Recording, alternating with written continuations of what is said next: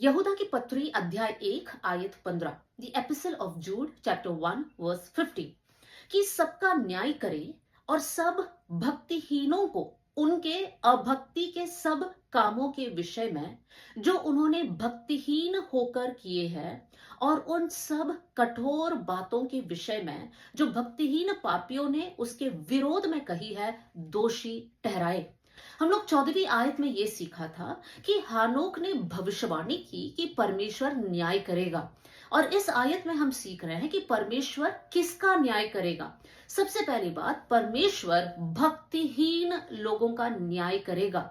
मतलब प्रभु उन लोगों का न्याय करेगा जिनके जीवन में परमेश्वर के प्रति भक्ति नहीं है, या फिर उन लोगों का न्याय करेगा जिनके जीवन में परमेश्वर का भय नहीं है।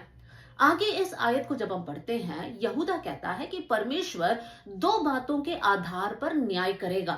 सबसे पहले इन भक्तिहीन लोगों के अभक्ति के कामों के अनुसार परमेश्वर न्याय करेगा, और दूसरी बात, ये भक्तिहीन लोग जो कठोर शब्द प्रभु के खिलाफ बोले हैं उसके अनुसार परमेश्वर न्याय करेगा।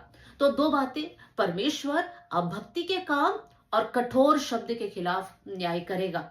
अभक्ति के काम मतलब कोई भी काम जो परमेश्वर की इच्छा के खिलाफ हो, या फिर कोई भी काम जो परमेश्वर के वचन के खिलाफ हो। फॉर एग्जाम्पल, लड़ाई करना या लड़ाई करवाना, या चुगली करना, श्राप देना, अपने आप को कोसना, दूसरों को कोसना, गलत शब्दों का इस्तेमाल करना, जलन, ईर्ष्या, झूठ, फ्रॉड के काम, ये सारी बातें अभक्ति की बातें हैं।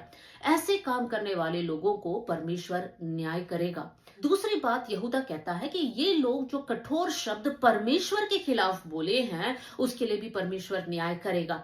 हम लोग इस आयत को पढ़ते समय हम इन बातों को समझ सकते हैं। उन्होंने कौन से कठोर शब्द प्रभु के खिलाफ बोले होंगे। हो सकता है ये लोग बोले होंगे कि परमेश्वर देखता नहीं है, या ये सारी बातें चलता है, इतना भी पवित्र रहने की जरूरत नहीं है। क्या परमेश्वर को ये सारी बातें मालूम है? क्या परमेश्वर हमको कुछ करेगा? ऐसी ऐसी कठोर शब्द प्रभु के खिलाफ किया। तो यहूदा यहाँ पर चेतावनी देता है, अभक्ति के साथ काम करने वाले लोग और कठोर शब्दों को जो परमेश्वर के खिलाफ बोलते हैं, ऐसे भक्तिहीन लोगों का न्याय परमेश्वर करेगा। तो हम हमारे जीवन को जांचें और हम लोग ये समर्पण ले कि हम अभक्ति के काम ना करें और हम प्रभु के खिलाफ कुछ ना बोले। आइए हम लोग प्रार्थना करें। स्वर्गीय पिता, इस वचन के लिए धन्यवाद। हम अपने लाइफ को आपके सामने समर्पण करते हैं। प्रभु, हम अभक्ति के काम ना करें, हम आपके खिलाफ कोई भी कठोर शब्द ना बोले कर मैं प्रार्थना करती हूँ। आपके भय में, आपके भक्ति में बढ़ने का अनुग्रह देना। थैंक यू प्रभु। आदर और महिमा आपको देते हुए प्रभु यीशु मसीह के नाम से हम मांगते हैं, आमीन।